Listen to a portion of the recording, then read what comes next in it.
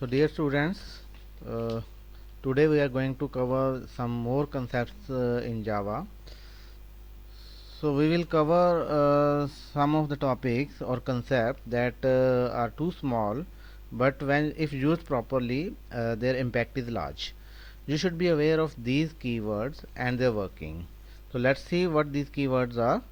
Uh, the very first keyword that we are going to cover is transient and volatile modifier.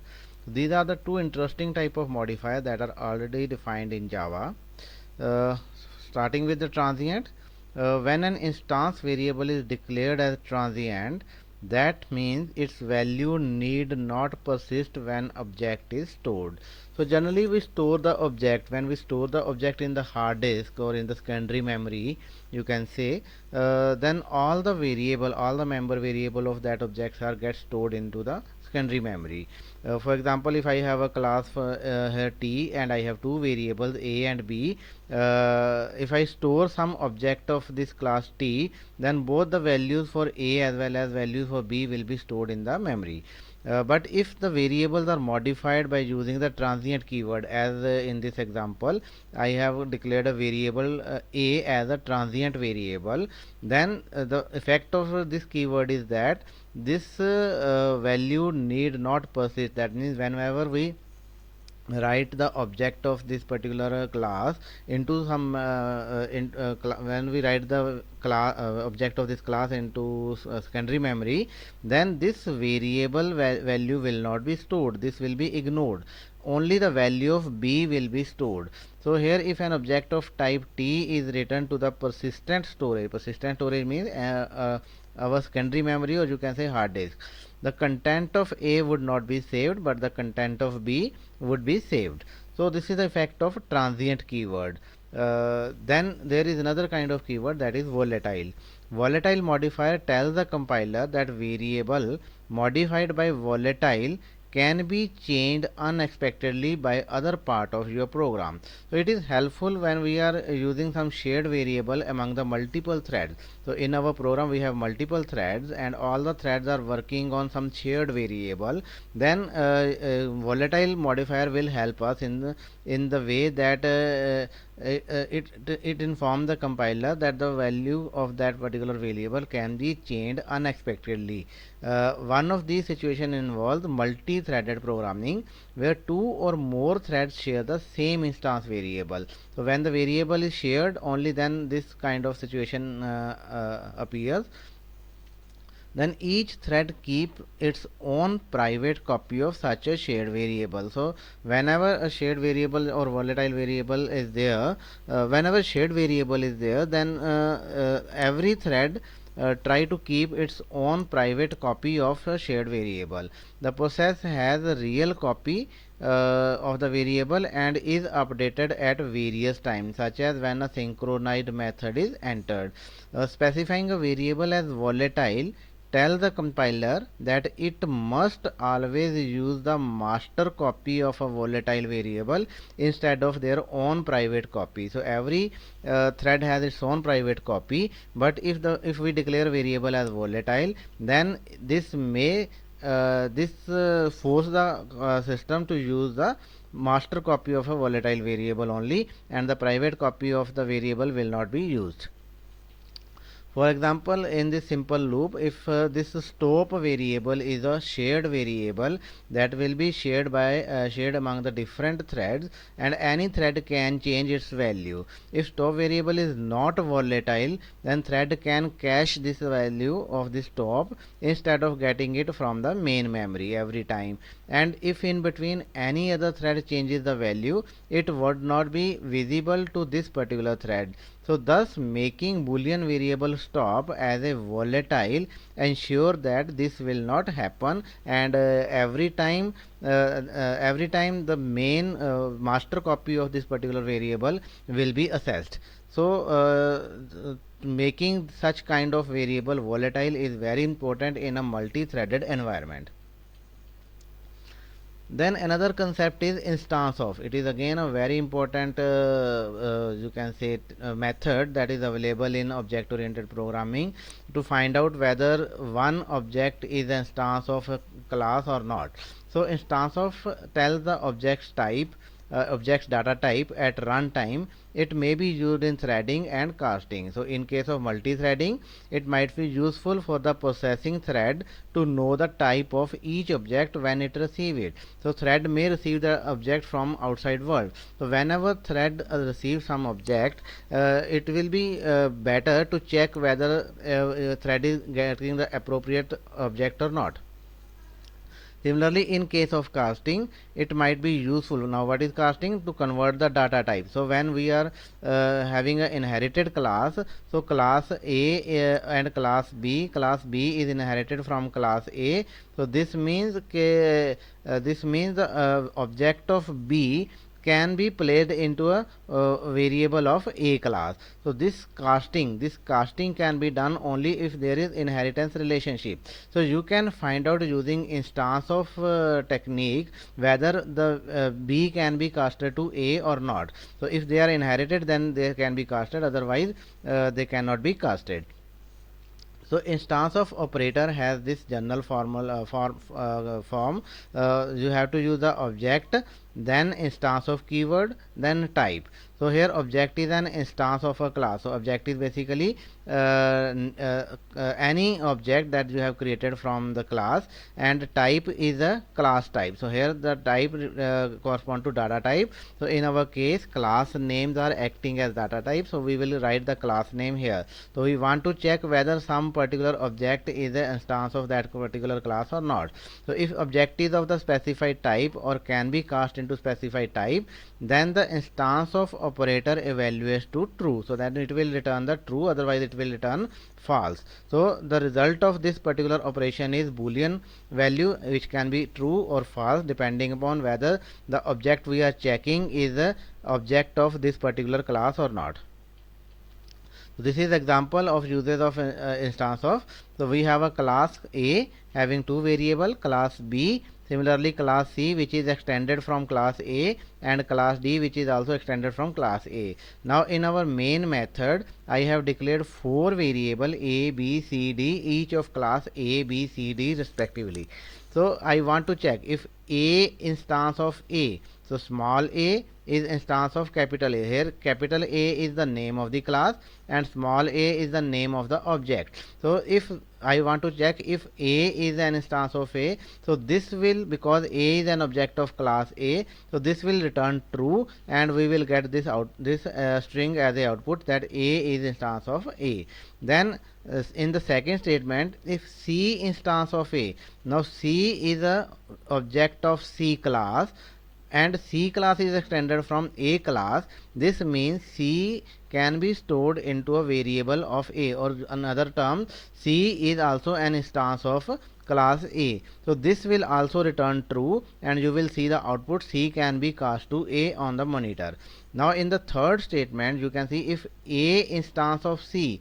So C is here name of class and A is your name of object. Now A is the object of capital A class and C is its subclass. So vice versa is not true. So all the child class, all the children objects are all the children objects can be casted into the base class or parent class, but parent class object cannot be casted into the child class. It is similar to the real world scenario where we can say that all cars are vehicle but all vehicles are not car. So in that sense A cannot be instance of C. So this will return value false, and when it is return value false, this means this statement will not be appearing on the monitor. So this is how you can use instance of operator.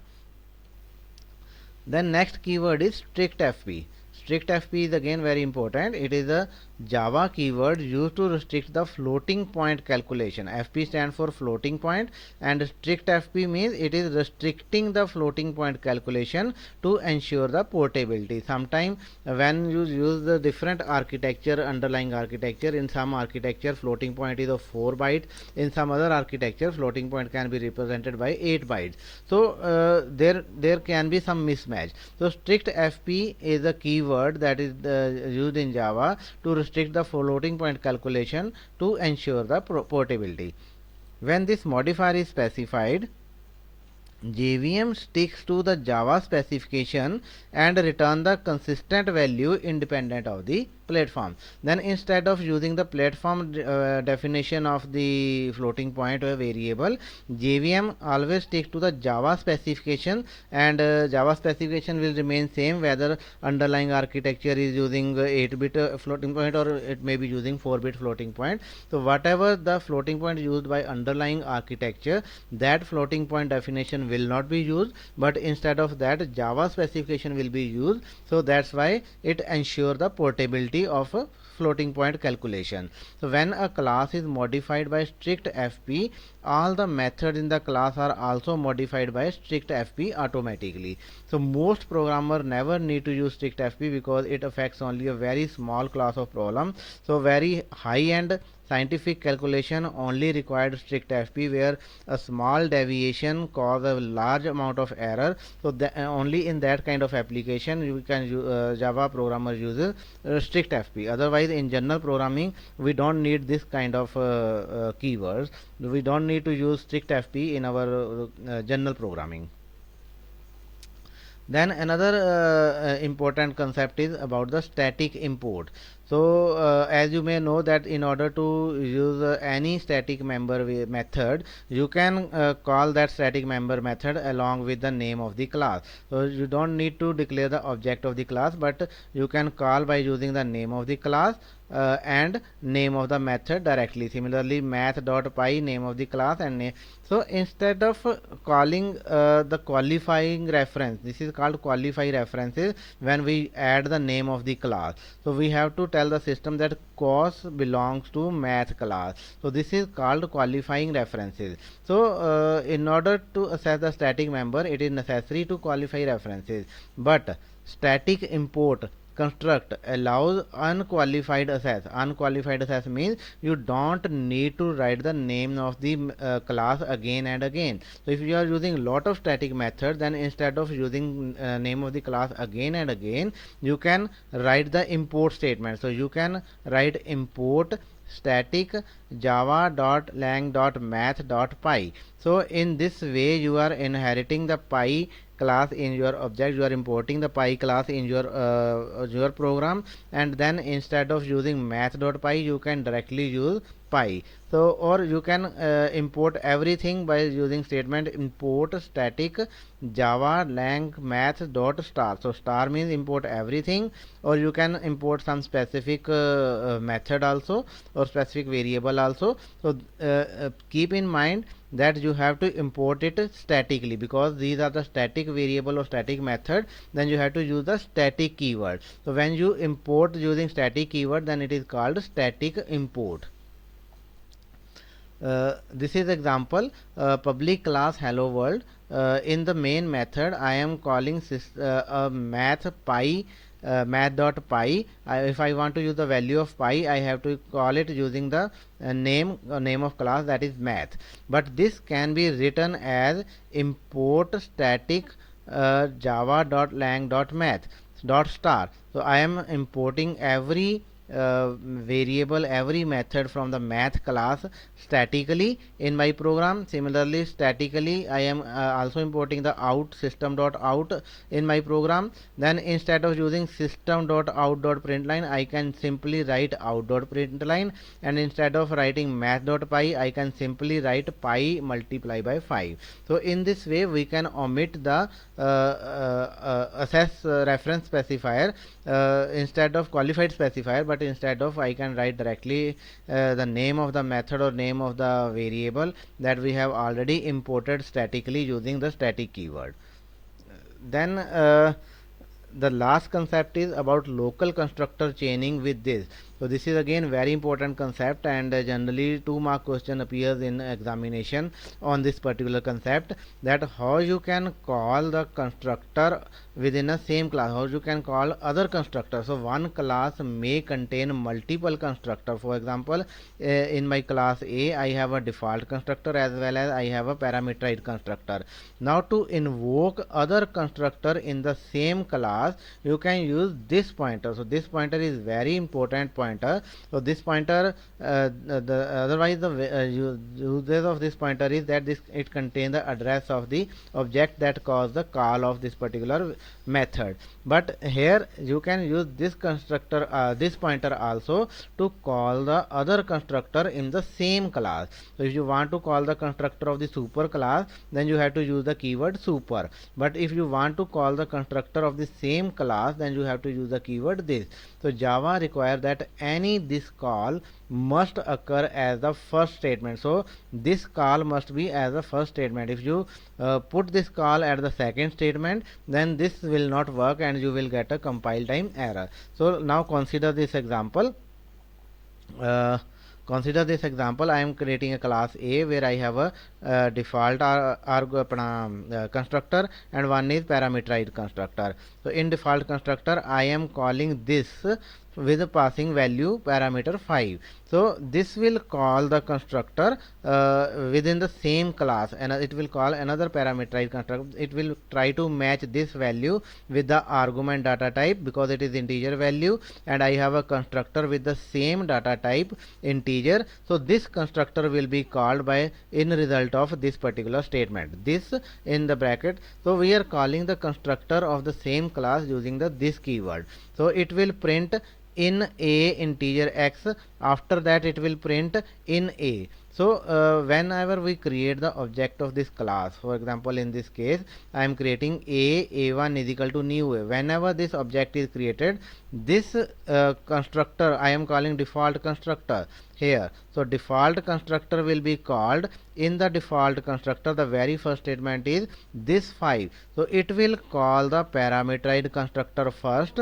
So this statement will be executed at the first position. After that, when it returns, then it will execute the second statement. So this way you can see this is very important pointer where it can be used to call the constructor of the same class. So I hope these concepts are clear to you now.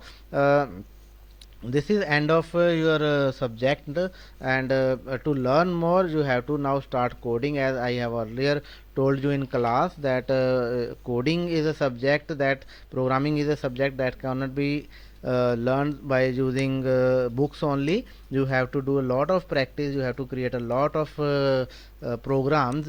So my advice is start coding now. Till we have a time, we can do lot of, we have to learn lot of things, and it is just a starting. So it is not the end of Java, it is just a starting of Java that you have learned, and using the using your this knowledge, you are using your understanding, you can create more programs, you can learn more coding. So but all that will be happened only if you start coding. So without coding nothing will happen. So my best wishes to all of you. This is still, if you have any doubt, you can call me, or you can ask your doubt to me using my WhatsApp number, or using using our class Moodle app. So best of luck, happy coding, and perform in exams very well. Good luck.